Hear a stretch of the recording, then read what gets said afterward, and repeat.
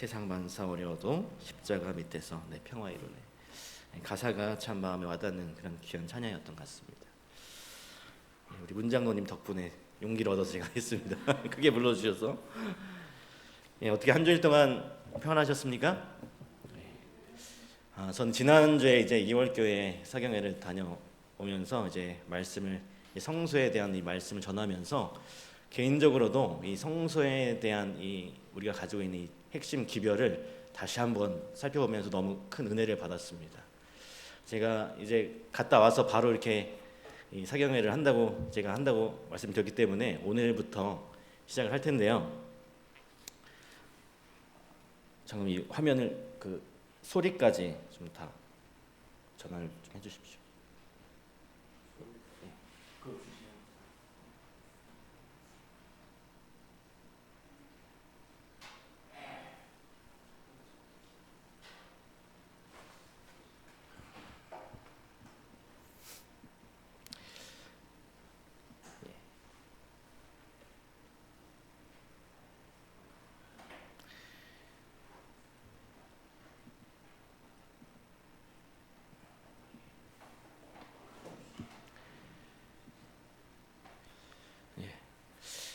이번 사경회 주제가 재림교회 신앙의 심장입니다. 혹시 책 가져가신 분 혹시 계신가요? 저 뒤에 아직 많이 남아 있던데 사실 이 책을 읽기가 굉장히 어렵습니다. 이게 그냥 박사님이 논문을 쓴 걸 영어로 쓴 거를 그냥 번역해 놓은 책입니다. 그래서 읽기가 굉장히 힘들고 한 장 한 장 넘어가기가 힘든 책입니다. 사실. 그래서 여러분 제가 꼭 읽으라고는 말씀 못 드리겠습니다. 그러나 가능하시거든 이 책을 한번 보시면 우리 성서에 대한 또 새로운 그런 시각을 우리가 가지게 될 것 같습니다. 우리 재림교회의 참 아름다운 전통 중에 하나가 이 사경회인 것 같습니다. 원래 연초에 이제 한 해를 시작하면서 말씀으로 시작하면서 1년 동안 살아갈 용기와 힘을 얻는 시간이 사경회 시간인데요. 오늘 이렇게 우리가 이 사경회를 통해서 아직 연초는 아니지만 조금 지나갔지만 다시 한번 우리 재림 신앙의 심장인 이 성소의 기별을 다시 한번 살펴보면서 큰 용기와 힘을 얻었으면 좋겠습니다. 저는 개인적으로 이 성소를 공부하면서 이 조사심판에 대한 문제를 다시 한번 보면서 정말 좀 감동을 느끼는 그런 시간이었습니다. 사실 이 주제가 하려면 굉장히 깁니다. 그래서 사실은 제가 이제 2월 교회에서는 거의 1시간 매일 1시간씩 했거든요. 거의 1시간이 다 안 됐지만 거의 50분 정도 했던 것 같습니다. 매 시간마다. 근데 오늘 어떻게 여러분들에게 선택을 좀 드리겠습니다. 요 1강짜리를 반으로 나눠서 할까요? 아니면 길게 그냥 끝낼까요? 아니면 반으로 나누면 한 강의를 반으로 나누면 4주를 해야 되고요. 그냥 길게 가면 2주면 됩니다. 어떻게 하실까요? 금요일 안식 이렇게 2주 동안 하면은 저희 4번 강의거든요. 4번으로 하면 이제 2주면 끝나고요. 한 강의를 반으로 나누면 4주 동안 해야 됩니다. 4주 동안 하는 게 나을까요? 예. 알겠습니다. 그럼 4주 동안 오늘 1강을 오늘과 내일을 나누어서 좀 하도록 하겠습니다. 중간에 그냥 뚝 끊어질 수 있습니다. 그렇게 이해하시고 나눠서 4주 동안 하는 걸로 하겠습니다. 그러면 우리가 함께 살펴볼 이 말씀은 이 재림교회 신앙의 심장이라고 표현을 좀 했습니다. 우리 시편 77편 13절 우리 다 함께 읽어볼까요? 시작. 하나님이여 주의 도는 성소에 있사오니 하나님과 같이 큰 신이 누구니까.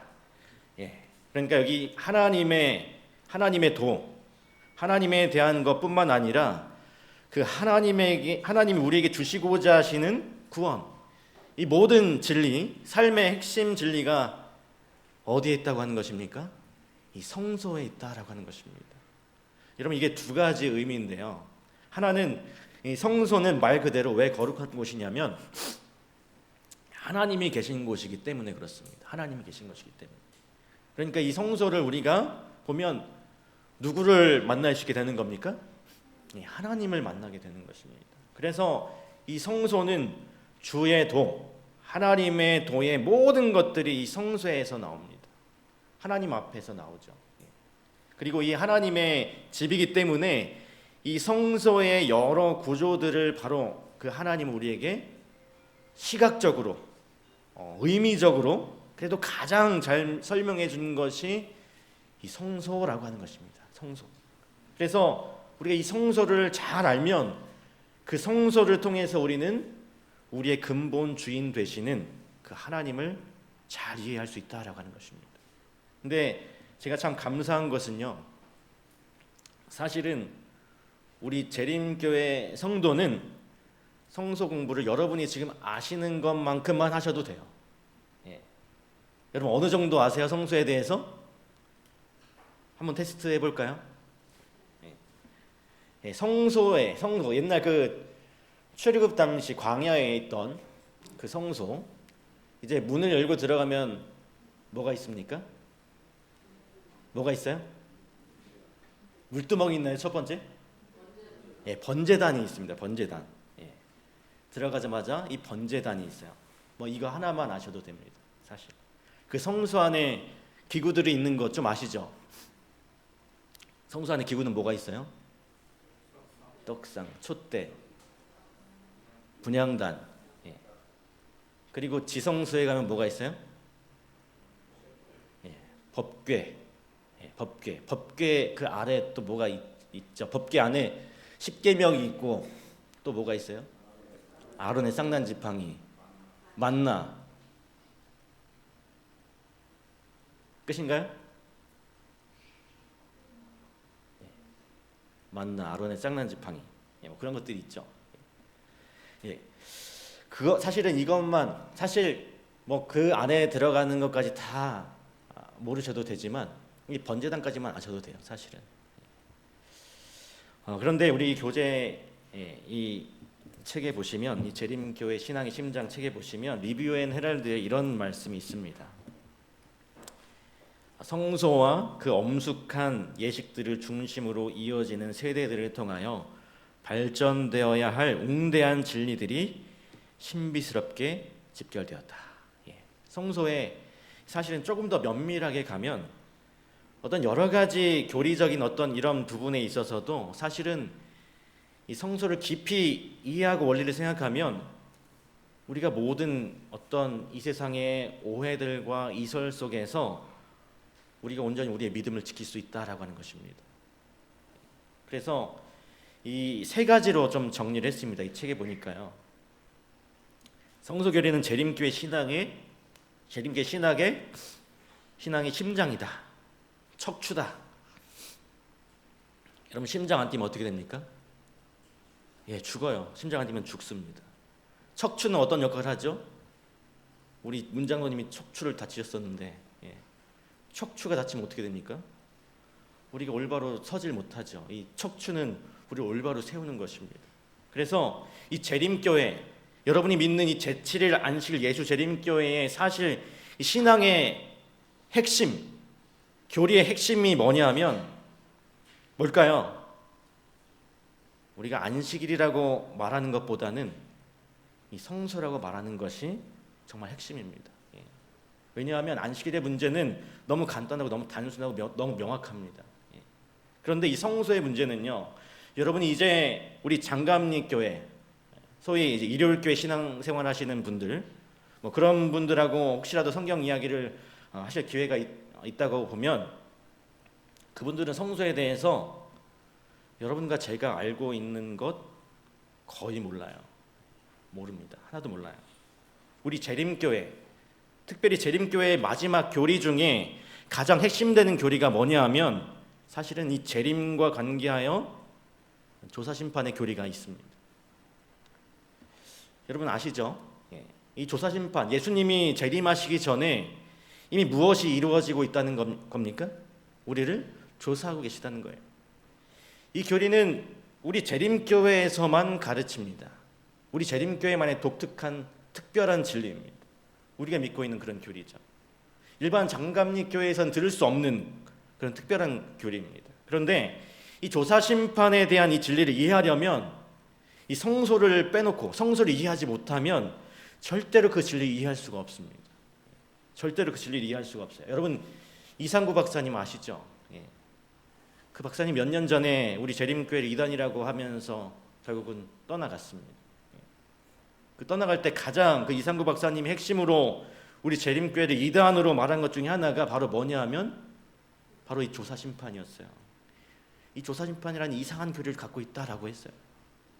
왜냐하면 이분은 이 사랑만을 좀 강조하는 분이거든요. 하나님은 사랑이라는 것만 강조합니다. 근데 사랑이신 하나님에게 이 조사심판이라는 것은 절대로 있을 수 없다는 그런 논리였어요. 그래서 사실은 이 성소교리를 우리가 정확하게 성경대로 이해하는 것은 이 마지막 시대에 우리 재림교회의 어떤 신앙관을 아주 심장과 이 척추로 제대로 세워가지고 흔들리지 않는 중요한 핵심이 되는 것입니다. 두 번째는 이 성소교리는 재림교회의 신학적 정체성을 밝혀줍니다. 그러니까 이 재림교회가 과연 어떤 교회인지, 우리가 재림교인으로서 우리가 어떤 삶을 살아야 하는지, 이런 것들을 정확하게 밝혀주는 게 바로 이 성소교리라고 하는 것입니다. 그리고 세 번째는 성소교리는 성경 전반에 대한 올바른 해석의 열쇠가 된다라고 했습니다. 그래서 예수님이 중보자가 되신다, 하늘에서 예수님이 지금 보좌 우편에 앉아 계신다, 이런 것들, 그 다음에 어떤 이 성화에 대한 것들, 이런 모든 성경적인 진리들을 우리가 제대로 이해하려면 성소에 대한 이해가 없이는 어렵다라고 하는 거예요. 그런데 이 성소, 이런 관점에서 이 성소에 관한 여러 책자가 많지만 이런 것들을 분석해 놓은 걸 보면 아주 두꺼운 책이 몇 권이 돼요, 분량이. 이 성소 하나만으로도. 사실 저희가 지금 4주 동안 이렇게 한다는 게 불가능한 분량입니다. 그러나 우리가 중요한 부분들만 좀 이렇게 좀 살펴볼 텐데요. 오늘 저희가 이제 7장 중에, 이 책에 있는 7장의 말씀 중에 첫 번째 제목은 이것입니다. 십자가 그리고 승천, 하나님의 우편에 앉으심. 바로 예수님에 대한 이야기예요. 예수님에 대한 이야기. 여기 디모데전서 3장 16절에 이렇게 기록되고 있습니다. 우리 다 함께 한번 읽어볼까요? 그도다, 시작. 그도다 경건의 비밀이여 그렇지 않다 하는 없도다. 그는 육신으로 나타난 바 되시고 영으로 의롭다 하심을 받으시고 천사들에게 보이시고 만국에서 전파되시고 세상에서 믿음 바 되시고 영광 가운데서 올려지셨느니라. 여기 보니까요, 사실 예수님에 대한 사실을 크도다 경건의 비밀이라고 했습니다. 여러분, 예수님이란 자체가 우리에게서 비밀이라는 것입니다. 근데 여러분, 비밀이라는 것이 첫 번째로 왜 비밀일까요? 비밀이 왜 비밀이에요? 비밀이라는 의미가 뭡니까? 아무도 모르는 겁니까? 비밀은 아무도 모르는 건가요? 내가 누구한테 비밀을 말할 때 이거 누구하고 누구만 아는 비밀인데 이렇게 말하지 않습니까? 그렇죠? 사실은 모두가 모르는 건 아니에요. 누구는 아는데 많이 모르니까 그게 비밀인 것입니다. 사실 그 비밀이, 우리가 이 땅에 여러 비밀이 있다고 하지만 그 비밀이 영원토록 감춰지나요? 사실 어떤 사람이 비밀이라고 얘기하지만 나중에 보니까 다 알고 있더라고요. 그러니까 이 비밀이라고 말한 이유는 모두가 모른다고 하는 감춰진 것이 아니라는 것입니다. 우리가 알려고 하면 알 수 있는 것이고, 그 다음에 알아야 할 중요한 사실이라는 것입니다. 그러니까 예수님에 대한 부분이 바로 이런 거예요. 우리가 꼭 알아야 되는 것. 제가 동영상을 하나 좀 보여드릴게요.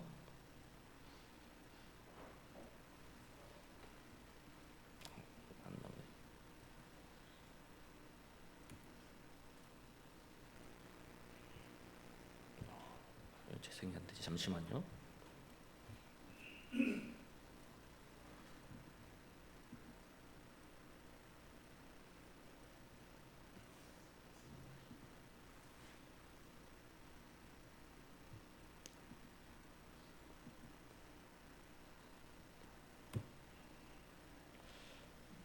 동영상이 나와야 되는데 재생이 안 되네요. 분명 예배 시작 전에 분명히 동영상 재생이 됐었는데 안 나오네요. 제가 설명을 해드리겠습니다. 이 뭐냐 하면 이 뉴스 기사인데요. 어렸을 때 어떤 그 조그만 소녀가 이제 몸이 자꾸 굳어져 가지고 대학병원에 가서 진단을 받았더니 뇌성마비라고 하는 진단을 받았습니다. 그래서 이 뇌성마비 약만 먹고 13년 동안을 살았는데 몸이 계속 굳어져 가지고 초등학교, 중학교, 고등학교 모든 이 청소년 시기를 그냥 이 병 속, 뇌성마비 속에서 이렇게 살았던 거예요. 근데 이제 물리치료사한테 재활치료를 받는데 어느 날 이제 병원에 갔더니 물리치료사가 다른 물리치료사로 바뀐 겁니다. 그래서 그 물리치료사가 가만히 보니까 내가 보니까 지금 너의 증상은 뇌성마비 증상과는 좀 다르다. 다시 한번 꼭 병원에 가서 다시 한번 진단을 받아보라는 것이었습니다. 그러니까 13년 후에 뇌성마비라고 진단을 받은 13년 후에 이런 제안을 한 거예요. 이 물리치료사가. 그래서 이제 아가씨가 되었죠. 이제 아가씨가 이 엄마랑 같이 이제 다른 대학병원에 가서 검사를 했더니 뇌성마비가 아니라는 겁니다. 뭐냐면 이 세가와병이라는 그런 병이에요. 그래서 그 병원에서 약을 줬더니 그 약을 먹고 약을 이틀을 먹었더니 다음날 아침에 이 움직이지도 못했던 이 아가씨가 그냥 방 문을 열고 걸어 나왔다는 겁니다. 여러분 오늘 정말 여러분과 저에게 꼭 필요한 게 뭘까요? 꼭 필요한 게 뭘까요? 요즘 이 세상의 삶에 우리에게 꼭 필요한 것이 뭘까요? 우리가 그것을 찾지 못하면 우리는 이 아가씨처럼 13년 동안 엉뚱한 곳에 우리의 시간을 다 허비할 수밖에 없다는 것입니다. 오늘 우리에게 가장 필요한 것, 그것은 바로 오늘 이 사경회에서 여러분과 저에게 이 사경의 말씀을 통해서 우리에게 제안을 하고 있습니다. 그게 바로 뭐냐면 이 성소를 통한 우리의 신앙의 중심이라고 하는 것입니다. 근데 사실 이 성소의 핵심이 누구냐 하면 이 성소의 핵심이 누굴까요? 예수 그리스도이십니다. 이 성소의 핵심은 누구라고요?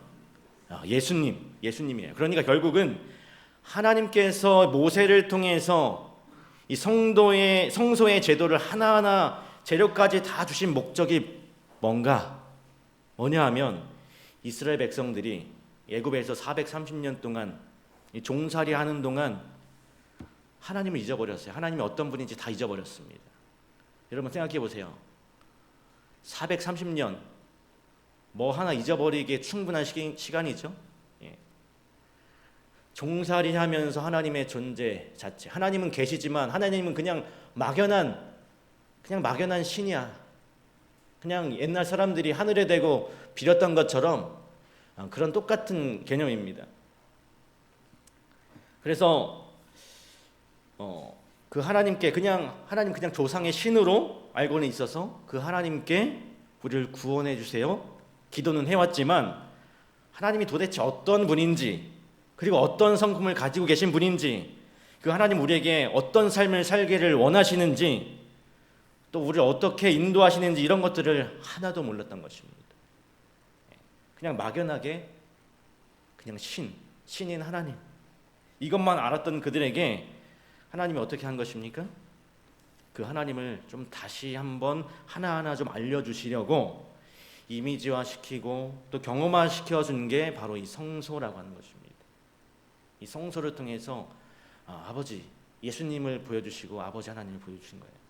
그 성소를 통해서 이스라엘 백성들은 우리의 삶의 핵심이 되는 예수 그리스도를 알게 되면 모든 것이 해결되는 것입니다. 여러분과 제가 매 안식일마다 이 교회에 오고 우리가 성경을 배우고 우리 자신을 되돌아보는 우리 삶의 가장 중요한 핵심도 바로 뭐냐 하면요, 여러분, 제가 아주 극단적으로 말씀드립니다. 안식일도 아니에요. 성경책도 아닙니다. 사실은 우리가 드리는 예배도 아닙니다. 기도도 아니에요. 뭐냐 하면 이 성경책과 안식일과 예배와 기도, 이 모든 것들을 통해서 우리는 예수 그리스도를 알아야 되는 게 그게 핵심인 것입니다. 한 걸음 더 나아가면 예수 그리스도를 안다는 게 왜 중요하냐면 그 예수 그리스도가 여러 번 말씀하셨죠. 너희가 나를 본 자는 아버지를 보았거늘 왜 아직도 하나님을 보여달라 하느냐. 예수님이 또 말씀하셨어요. 내가 이 세상에 온 것은 내 뜻을 행하려 함이 아니라 아버지의 뜻을 행하려 함이라. 결국 여러분과 제가 예수 그리스도를 안다는 것은 누구를 알기 위한 거예요? 하나님 아버지를 알기를 위한 것입니다. 오늘 여러분과 저의 신앙의 가장 핵심이 무엇이 되어야 하냐면 내가 구원받는다, 죄짓지 않는다, 말씀대로 산다, 이게 아닙니다. 이게 아니에요. 사실은 하나님이 누구신지를 알아가는 것, 그리고 알아가는 그 하나님을 내가 닮아가는 것, 그것이 신앙인 것입니다. 그것이 핵심입니다. 오늘 여러분과 제가 이 말씀을 나누면서 이 성소를 소재로 하지만 핵심은 바로 이것입니다. 자, 그런 의미에서 이 십자가의 사건은 부활과 더불어서 그리스도의 그 희생적인 죽음은 이 신약에 나타나는 구원론의 중심이다. 여러분, 여기 구원 받기 싫으신 분 계세요? 다 구원 받고 싶으십니까? 대답을 잘 안 하시는 것 같은데. 구원 받고 싶으세요? 그러면 그 다음에 또 제가 질문 하나 더 드릴게요. 왜 구원 받고 싶으세요? 왜 구원 받고 싶으세요? 네? 죄가 없는 곳에 가고 싶어서. 네? 그리고 예수님을 만나고 싶어서. 제가 원하던 답이 아니라 정답을 얘기하시네요. 다. 보통 왜 구원받고 싶으냐고 물으면 내가 영생하기 위해서, 영원히 살고 싶어서 그렇게 대답을 합니다. 그런데 요즘 젊은 사람들한테 예수님 믿자 그러면 뭐라 그럴까요? 예수님 믿으면 죽어도 살아, 영원히 죽지 않아. 그러면 젊은이들이 뭐라고 얘기할까요? 예수님 믿자, 영원히 살 수 있어. 그럼 뭐라고 얘기할까요? 젊은이들이. 한번 얘기해 보세요. 굵고 짧게 살고 싶어. 지금 사는 것도 힘들어 죽겠는데 뭘 영원히 살아요. 이렇게 얘기합니다. 요즘 젊은 사람들이 왜 종교를 갖지 않냐면 죽음과 죽음 이후의 구원에 대한 것에 대한 아무런 소망이 없어요. 그래서 이 선진국일수록 신앙심이 떨어지는 게 바로 그겁니다. 이유가 뭐냐 하면 지금 사는 것도 힘들다는 거예요. 선진국일수록 더 바쁘고 더 치열한 경쟁 속에 살아가잖아요. 근데 뭘 영원히 사느냐는 거죠. 근데 여러분, 그럼 제가 이렇게 설명드릴게요. 영원히 사는데 지금처럼 아프고 지금처럼 괴로움이 있고 지금처럼 힘든 일도 있어요. 그래도 영원히 사시는 것 좋으세요? 좋지 않죠. 그러니까 이 구원이 왜 우리의 신앙의 구원론의 중심이 지금 이 성소의 중심이 되냐면 구원받는데 그 구원이요, 죽지 않고 영원히 사는 그 구원만이 성경에서 말하는 구원의 핵심이 아니에요. 영원히 사는 것이 구원의 핵심이 아닙니다. 성경이 말하는 구원의 핵심이 뭐냐 하면 우리 아까 정명희 집사님 살짝 얘기하셨는데 행복이에요, 행복. 아파서 죽으면 행복이 끝나는 거니까. 완전한 행복, 구원은 아니죠, 그렇죠? 근데 죽지 않는데 아프고 괴로워, 이것도 행복이 아니에요. 그렇지 않습니까? 그래서 이 성경에서 말하는 구원을 저는 다른 말로 표현하면 저는 행복이라고 표현하고 싶습니다. 그러니까 이 성서를 통해서, 그 다음에 예수님을 통해서 하나님이 우리에게 주시고자 하시는 것은 단순히 그냥 영생이 아닙니다. 그냥 영원히 사는 게 아니에요. 바로 행복한 영생이라고 하는 것입니다. 그게 바로 하늘나라인 것입니다. 그래서 여러분, 이렇게 말하는 거예요. 그 예수님을 믿는 우리가 이 세상에서 살아갈 때 죄가 있잖아요. 그리고 아픔이 있잖아요. 이 세상에 살아가는 동안에 하나님을 믿고 그 하나님을 믿는 믿음 때문에 이 세상의 삶이 어렵고 힘들어도 행복한 그런 사람, 감사함을 느끼는 사람, 사실은요, 예언의 신에 보면 그걸 은혜의 천국이라고 이렇게 표현하거든요. 그 은혜의 천국을 경험하지 못하면 죄의 모든 고통들이 완전히 사라진 그 하늘나라를 누릴 수 없다라고까지 말하고 있습니다. 여러분, 예수님은 분명 재림하십니다.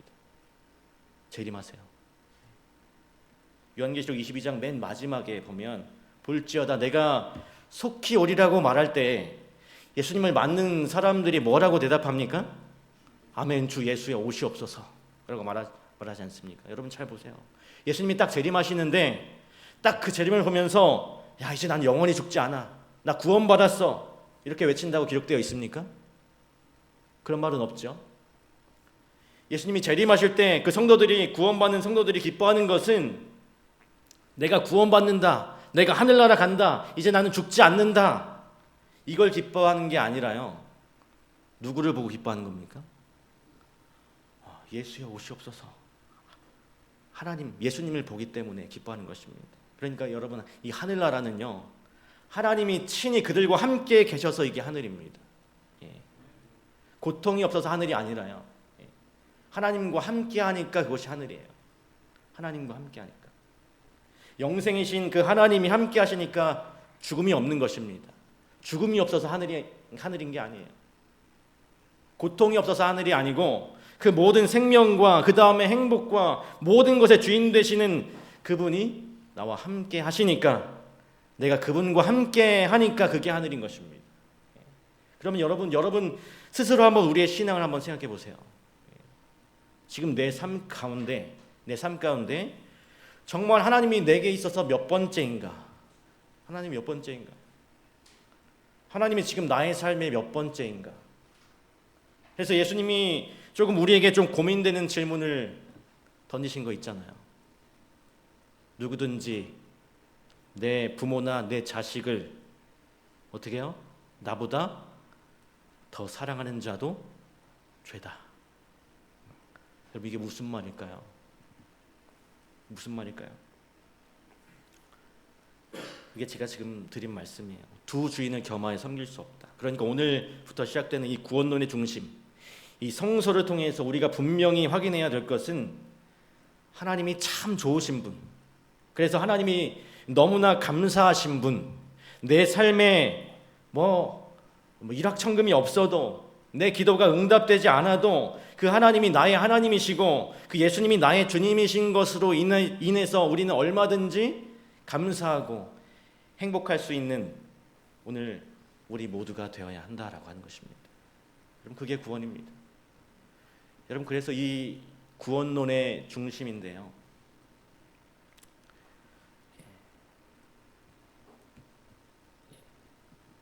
이게 구원론의 중심인데요, 이게 십자가와 예수님인데, 예수님이 십자가에서 외치셨어요. 십자가에서 달려서 돌아가시면서 뭐라고 외치셨습니까? 여기 빨간 글씨에 다 이루었다. 여러분, 이제 이 사실은, 이 표현 때문에 아까 제가 말했던 이상구 박사님이나 어떤 장갑리교회에 신앙하시는 분들은요, 이 십자가에서 모든 것이 끝났다라고 믿는 것입니다. 예수님이 죽으심으로 다 이루었다. 그러니까 예수님이 십자가에서 돌아가신 것만 믿고 아멘하면 끝, 이렇게 얘기하는 것입니다. 그래서 이 십자가에서 다 용서받고 다 구원받았기 때문에 그 다음에는 우리가 어떻게 살아도 문제가 안 된다. 이미 우리는 구원을 십자가에서 다 받았다. 근데 우리는 그렇죠? 여기서 끝납니까? 끝나지 않죠. 이제 이게 문제입니다. 그러면 그 전에는 뭡니까? 사실 여기 예수님이 다 이루었다라고 말씀하신 것은 창세기 3장 15절의 구속의 경륜에 대한 그런 이야기죠. 아담과 하와가 죄를 짓고 죽게 되었을 때 여자의 후손을 얘기하면서 그 여자의 후손이 뱀의 머리, 이 죄의 시초인 사단을 해결하겠다, 죄의 권세를 끝내겠다, 다시 회복하겠다라는 구속의 경륜, 그것을 예수님이 십자가에 달려 돌아가시면서 다 이루었다라고 말씀하신 것입니다. 그러니까 예수님이 예수님 이후에 예수님을 믿으면 우리가 구원받을 수 있는 길이 열린 것은 사실입니다. 다 이루어진 거예요. 근데 문제는 이게 있어요. 우리 로마서 6장 4절에 보면 그러므로 우리가 그의 죽으심과 합하여 침례를 받음으로 그와 함께 장사되었나니 이는 아버지의 영광으로 말미암아 그리스도를 죽은 자 가운데서 살리신 것 같이 우리로 또한 새 생명 가운데서 행하게 하려 함이라. 그러니까 그리스도를 죽은 자 가운데서 살리심이 필요한 것입니다. 만약 십자가에서 예수님이 죽으신 것으로 모든 구원이 이루어졌다고 다 끝이라면 예수님의 부활이 의미가 있을까요? 없을까요? 예수님의 승천하신 것이 의미가 있을까요? 없을까요? 그 죽으심으로 모든 것이 끝났다면. 근데 성경은 계속해서 읽어보면 만약 예수님이 죽고 끝나면 부활이 없고 승천이 없으면 우리가 그 예수님을 믿으면 우리도 부활할 수 있는 소망이 생겨요? 안 생겨요? 안 생겨요. 그러니까 예수님이 부활하셨고 그분이 승천하셨기 때문에 우리도 죽어도 살겠다는 그런 희망이 있는 것입니다. 그러니까 예수님의 이 죽은 자 가운데서 사심이 없다면 뿐만 아니라 그 살리신 것과 같이 우리도 또한 새 생명 가운데 생하게 한다. 다시 말해서 이제 죄인의 삶이 아니라 다시 영생하는 하나님의 자녀로서의 삶을 우리가 살지 않으면 이 십자가의 죽으심이 우리에게 아무런 유익이 없는 것입니다. 결국 여기에 문제가 있는 것입니다. 장감리 교회 교인들은 십자가의 구원만을 얘기하는 그런 사람들은 여기에 다 이루었다 해서 끝난 거예요. 제가 이렇게 한번 나눠보겠습니다. 다 이루었다라고 하는 것은 이거는 법적인 것입니다. 제도적인 거예요. 제도적인 이 법적인 것으로는 예수님이 십자가에서 다 이루어서 끝이 났습니다. 근데 문제가 뭐냐 하면 그 법적으로 해결됐던 것들이 이제 어떻게 해요? 개인적으로 개개인에게 그것이 그 효과가 들어가는 것, 그것은 어떻게 합니까? 예수님의 죽으심으로 끝나는 게 아니라 우리 각자가 그 예수님의 죽으심을 내가 믿고 내 삶에 적용할 때 그것이 내 것이 된다라고 하는 것입니다. 무슨 얘기냐면 아무리 예수님이 이루어 놓아도 우리가 받지 않으면 그리고 만약 받지 않을 때 예수님이 강제로 주시면 그건 하나님의 사랑도 공의도 아니에요. 그러니까 십자가에서 다 이룬 건 맞지만 그 이루어 놓으신 구원을 내 것으로 삼는 것은 우리의 몫이라는 것입니다. 그것은 예수님이 대신 해주지 않으세요. 대신 해주었다가는 우리는 그냥 로봇에 지나지 않는 존재일 뿐입니다. 인격이 없는 거죠. 이 부분의 역사가 바로 이 성소에 기록되는 것입니다. 그래서 첫 번째는 십자가는 반복될 수 없다. 여기에 대한 성경절 세 가지가 있습니다. 히브리서 9장 12절 오직 자기의 피로 영원한 속죄를 이루었다. 히브리서 9장 26절 단번에 제물로 드려 제물 없이 하시려고 그리고 히브리서 10장 12절 영원한 제사를 드렸다. 그러니까 예수님의 십자가의 죽으심은 이렇게 영원하다는 것입니다. 확실하다는 게 다른 죽음이 필요가 없다는 것이죠. 다른 예수가 이제는 필요 없다는 것입니다. 그리고 두 번째는 십자가는 유일한 속죄의 수단이에요. 그러니까 우리의 죄를 대신 대속해 줄 수 있는 유일한 방법은 예수님의 십자가밖에 없다는 것입니다. 그래서 히브리서 9장 26절 우리 죄를 없이 하십니다. 그리고 9장 28절 많은 사람의 죄를 담당하는 그것은 예수님의 십자가밖에 없다는 것을 우리에게 이야기해 주고 있습니다. 그리고 마지막 세 번째, 십자가는 악한 세력들을 패배시킵니다. 히브리서 4장 15절은 그분은 죄가 없으시다라고 했습니다. 그러니까 그분이 죄를 이기셨어요. 그리고 계시록 1장 5절, 그의 피로 우리 죄에서 우리를 해방해 주셨습니다. 골로새서 2장 15절, 십자가로 그들을 그 모든 죄와 세력들을 이기게 하시는 것이 바로 이 십자가라고 하는 것입니다. 오늘 여러분 이 십자가, 이렇게 귀한 이 십자가가 여러분과 저의 것이라는 사실을 꼭 기억하시길 바랍니다. 오늘 여기까지만 하겠습니다. 오늘 여기까지 하고요. 내일 마저 나머지 부분을 좀 말씀드릴 텐데요. 방금 말씀드린 것들의 중요한 포인트를 또 내일 말씀 좀 드리고 1강을 내일 마치도록 하겠습니다.